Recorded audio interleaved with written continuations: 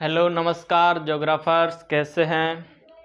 आज की जो हमारी कक्षा रहेगी प्राथमिक अध्याय वाला जो चैप्टर था प्राइमरी एक्टिविटीज़, उसका जो अंतिम जो टॉपिक था जिसे हम कहें माइनिंग, खनिज खनन, ठीक है, खनन कहें जिसे हम माइनिंग, वो चलने वाला है।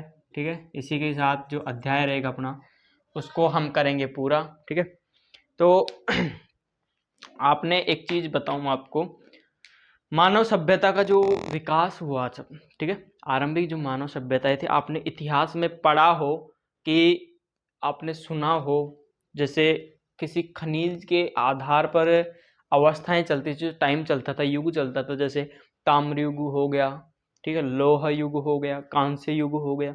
तो इस प्रकार से क्या चलता था, जिस टाइम पीरियड के अंदर किसी खनिज की जो आवक थी वो हो जाती थी, ठीक है, या अधिक मात्रा में उसका खनन होता था या उसकी खोज हो जाती थी, तो उस आधार पे उस समय का नाम उस खनिज के आधार पे रख दिया जाता था।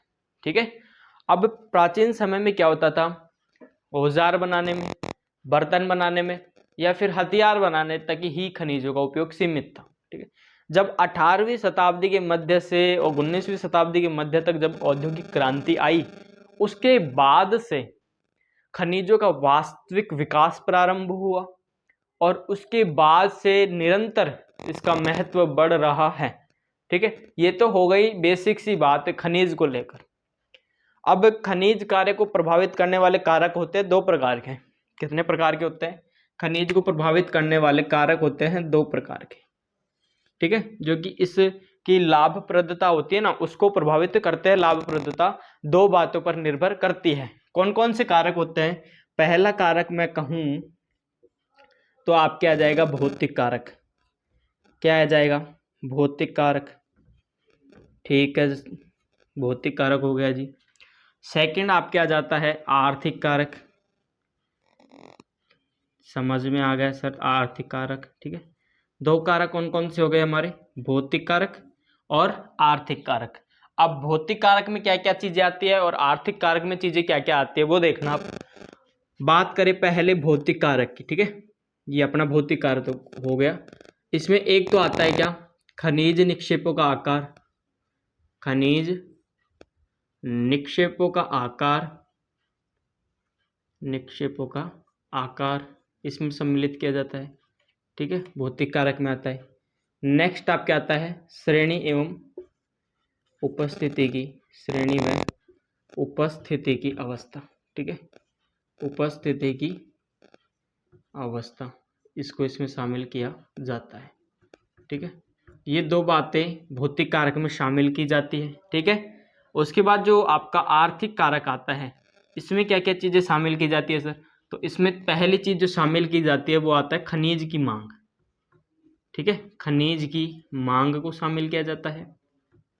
ठीक है, खनिज की मांग को शामिल कर दिया गया। उसके बाद जो अपने पास उपलब्ध तकनीकी ज्ञान होता है, या अपन कहें उपलब्ध, ठीक है, उपलब्ध या फिर विद्यमान तकनीकी ज्ञान होता है, विद्यमान तकनीकी ज्ञान व उसका उपयोग। ठीक है, एवं उसका उपयोग शामिल किया जाता है। उसके बाद अवसंरचना के विकास के लिए, मैं कहूँ अवसंरचना के विकास के लिए, अवसंरचना के विकास के लिए उपलब्ध पूंजी की, पूंजी आती है जिसको भी इसमें शामिल किया जाता है, उपलब्ध पूंजी को। ठीक है, और जो लास्ट आपका इसमें आने वाला जो कारक है वो होता है यातायात। ठीक है, एवं श्रम पर होने वाला व्यय, ठीक है, खर्च, वो भी इसमें शामिल किया जाता है। ठीक है, अब बात आती है कि उपस्थिति की अवस्था और अयस्क की प्रकृति के आधार पर जो खनिज होते हैं उसको दो भागों में अपन उसको बांट सकते हैं, डिवाइड कर सकते हैं। अगर मैं आपसे कहूं कि खनिजों का डिवाइडेशन किस प्रकार से करें अपन, ठीक है, जो हमारा खनन प्रक्रिया के अंदर आने वाले जो खनिज है, भाई खनिजों का ही तो खनन करोगे। ठीक है, तो खनन करने का कार्य अपन कर रहे हैं खनिजों का, ठीक है। तो खनिजों का खनन हम दो प्रकार से इनका वर्गीकरण कर सकते हैं, दो प्रकार से। किस आधार पे करते हैं? उपस्थिति की अवस्था, ठीक है, और अयस्क की प्रकृति। भाई अयस्क किस प्रकार का है, ठीक है, और कहाँ पे किस आधार में उपस्थित है, इस आधार पे हम क्या कर सकते हैं? खनिजों का वर्गीकरण कर सकते हैं, ठीक है। देखना, उपस्थिति की अवस्था, ठीक है, उपस्थिति की अवस्था एवं अयस्क की प्रकृति के आधार पर, अयस्क की प्रकृति के आधार पर हम क्या कर सकते हैं? प्रकृति के आधार पर हम खनिजों को दो भागों में बांटते हैं। आधार पर खनिजों को वर्गीकृत करते हैं, ठीक है, वर्गीकृत करते हैं हम, वर्गीकृत करते हैं, ठीक है। हमने भाई साहब बांट दिया खनिजों को, कितने भागों में बांट दिया सर? हमने बांट दिया उसको दो भागों में, ठीक है। पहला जो प्रकार होगा खनिज का, पहला क्या आता है? धरातलीय खनन। कौन सा होगा? धरातलीय खनन, ठीक है। ये माइनिंग करने की क्या है? विधियां हैं, ठीक है, धरातलीय खनन, ठीक है, जिसे मैं कहूँ विवृत खनन, ठीक है।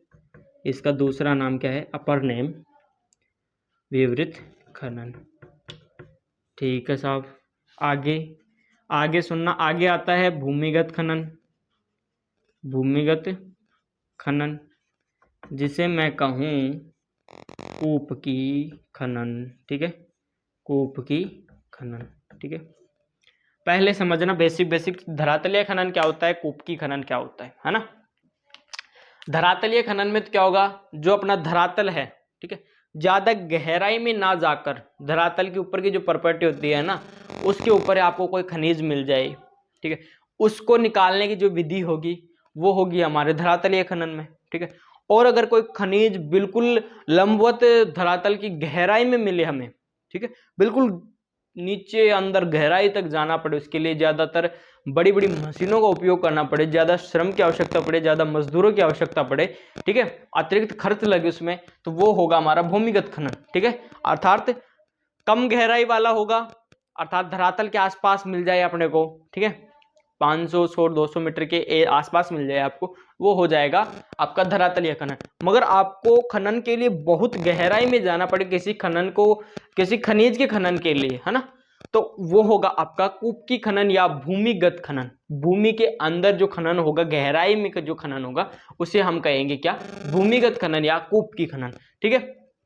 अब देखते हैं एक बार इनको अलग अलग थोड़ा सा विस्तार में, ठीक है, विस्तार में देखते हैं।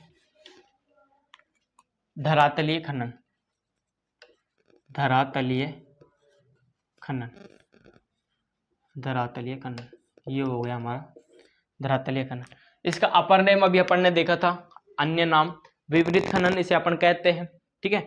यह खनन का सबसे सस्ता तरीका है, खनन का सबसे सस्ता तरीका है, सस्ता तरीका है। अब सस्ता तरीका कैसे है? क्योंकि इसके अंदर जो खनन के लिए जो सुरक्षात्मक पूर्व उपाय होते हैं और जो उपकरण होते हैं खनन में काम आने वाले, उन पर क्या होता है? अतिरिक्त खर्च होता है, वो कम लगता है, ठीक है। क्या होता है? सुरक्षात्मक पूर्व उपायों, ठीक है, पूर्व उपायों एवं उपकरणों पर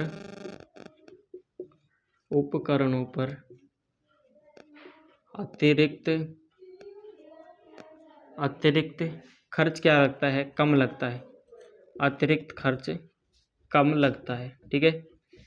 और एक चीज और है इसमें, यह उत्पादन का शीघ्र एवं सस्ता, ठीक है, जल्दी भी होगा और अधिक मात्रा में भी होगा, ठीक है। इसमें मैं लिखता हूं आगे, इसमें उत्पादन शीघ्र एवं अधिक होता है। शीघ्र एवं क्या होता है, अधिक होता है। ठीक है, शीघ्र एवं अधिक होगा क्योंकि ऊपर है। ठीक है, एक तो जैसे इस प्रकार से मान लो मैं आपको बोलूं कि आपको 100 मीटर दूर जाकर पानी भर के लेके आना है। ठीक है, और एक मैं आपसे बोल दूं आपको 2-3 किलोमीटर दूर जाकर पानी लेके आना है।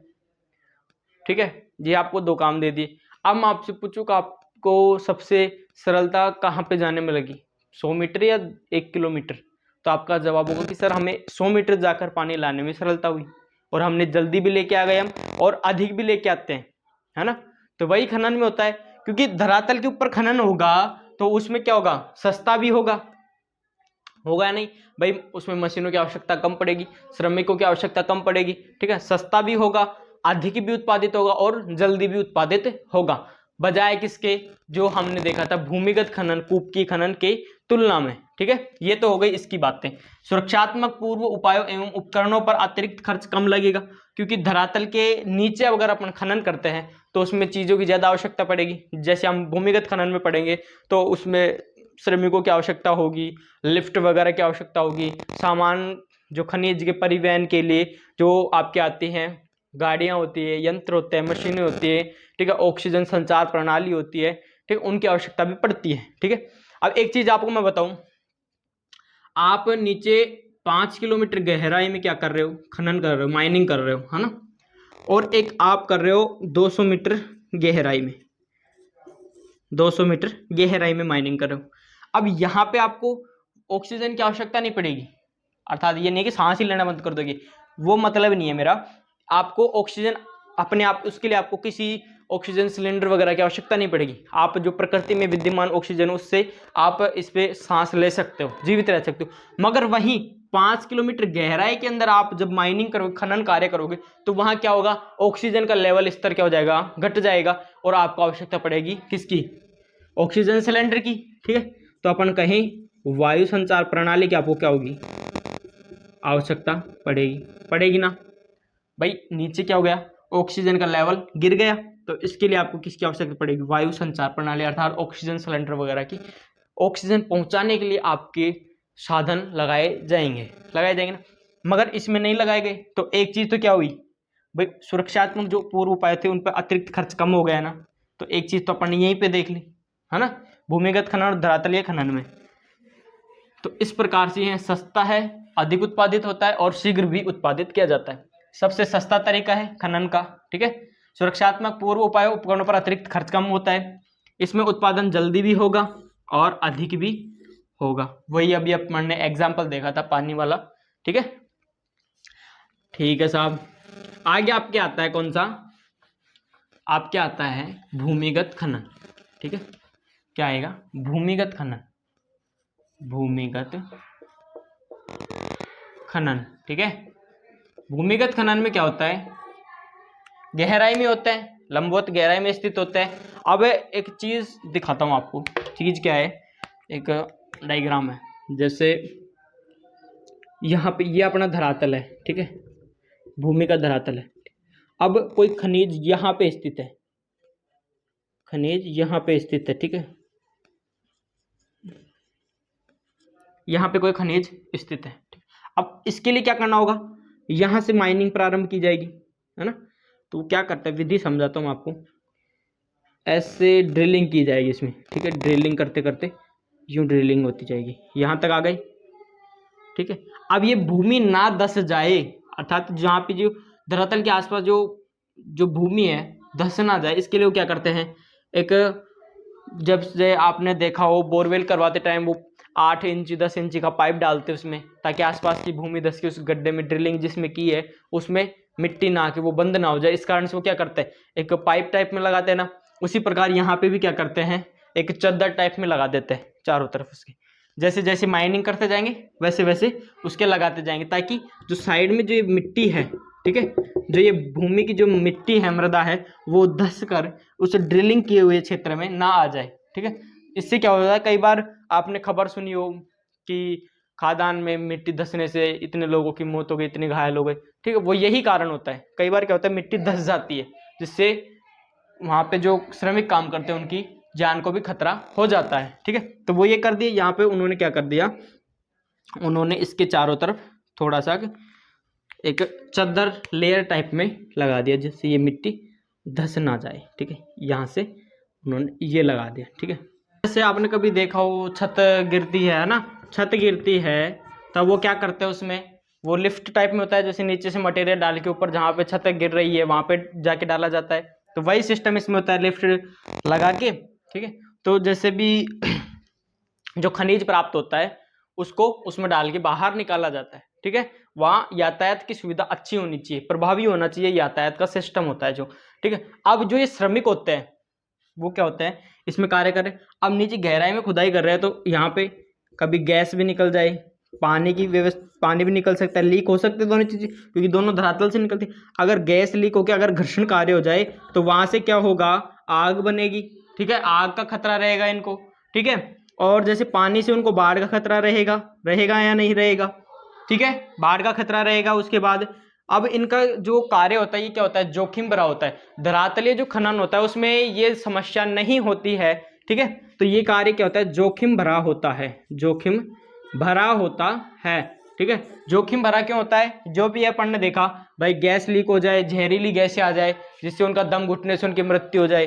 ठीक है, तो यही समस्या होती है। इसलिए ये क्या होता है, सबसे महंगा भी माना जाता है, सबसे जोखिम भरा भी माना जाता है, खतरा पूर्वक होता है। ठीक है, खतरे से भरा रहता है, डेंजरस होता है ये खनन माइनिंग का जो ये सिस्टम होता है।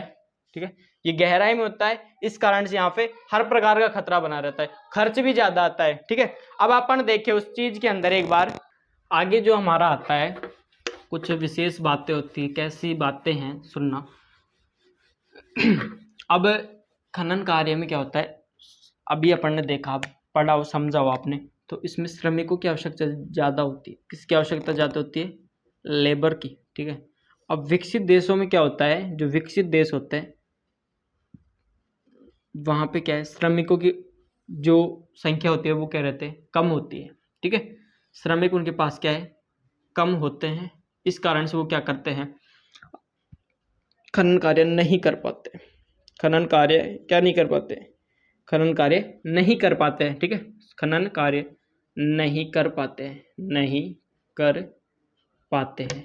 ठीक है, क्योंकि उसके लिए उनको आवश्यकता पड़ेगी श्रमिकों की। अब उनके पास श्रमिक है नहीं। ठीक है, इसलिए जो खनन कार्य होता है इनको बेनिफिट, मुनाफे से ज़्यादा नुकसान झेलना पड़ता है, मुनाफे की तुलना में नुकसान झेलना पड़ता है ना भाई। उनके पास 100 रुपए का खनिज बिक रहा है, अगर उन्होंने किसी खनिज को बेचा मार्केट में, तो 100 रुपए का जहाँ खनिज बिक रहा है तो 500 का तो उनके पास श्रमिकों की देने के लिए पैसे आ जाते हैं। तो वही बोलते हैं ना भाई, जितना तो कमाया नहीं उतना तो अपन ने दे दिया उसमें। भाई कोई कार्य कौन करेगा फिर उस कार्य को, भाई खनन करवाने के अंदर ही उनको 100 रुपए का मुनाफा होता है और देने में उनको 500 रुपये लगते हैं। फिर इससे क्या फायदा, उसको छोड़ ही दो, है ना, क्योंकि उनके पास श्रमिक नहीं होते हैं, श्रमिक उनके पास मौजूद नहीं है, इतने श्रमिक नहीं है कि वो खनन कार्य में लग सके। अब इतनी खनिज की मात्रा कम होगी, वहां पे मशीनरी ज्यादा लगवाई जाएगी, तो क्या होगा भाई, नुकसान ही झेलना पड़ेगा। तब क्या होता है, इन्होंने क्या किया, खनन कार्य से पीछा हटना शुरू कर दिया। ठीक है, तो अपन कह सकते हैं कि विकसित देश खनन कार्य में क्या हो रहा है, पीछे हट रहे हैं। ठीक है, अब जो विकासशील देश है, विकासशील देश हैं, वहां पे क्या है, जो श्रमिक शक्ति है वो ज्यादा है। ठीक, तो वो अपने देश के जो लोग हैं उनका रहन सहन बनाए रखने के लिए क्या करते हैं, खनन कार्य को महत्व देते हैं। क्या करते हैं, खनन कार्य को महत्व देते हैं, खनन कार्य को महत्व देते हैं। ठीक है, अपने जो लोग हैं अपने देश के, उनके ऊंचे रहन सहन को बनाए रखने के लिए खनन कार्य को ज़्यादा महत्व देते हैं। जैसे अपना अफ्रीका हो गया, अफ्रीका हो गया, दक्षिण अमेरिका हो गया। ठीक है, और एशिया का जो कुछ भाग होते हैं, ठीक है, इनके कुछ भागों में क्या होता है, 50% तक जो आय के साधन होते हैं उनका 50% तक, आय के साधनों का 50% तक, 50% साधनों का 50% तक जो आय प्राप्त होती है वो कहाँ से प्राप्त होती है, खनन से। ये विकासशील देशों की स्थिति है, विकासशील देश जैसे अमेरिका का, अफ्रीका का कुछ भाग हो गया, दक्षिण अमेरिका के कुछ देश हो गए, एशिया का कुछ भाग आ जाता है उसमें, जहाँ पे ये खनन कार्य को ज़्यादा बढ़ावा दिया जाता है। ठीक है, इसी के साथ जो आपका अध्याय था प्राइमरी एक्टिविटीज वाला वो हो जाता है कंप्लीट। ठीक है, नेक्स्ट क्लास में हम बात करेंगे सेकेंडरी एक्टिविटीज, द्वितीयक क्रियाओं को लेकर। तब तक के लिए मस्त रहिए, स्वस्थ रहिए और बने रहिए उद्धार क्लासेस के साथ। जय हिंद, जय भारत।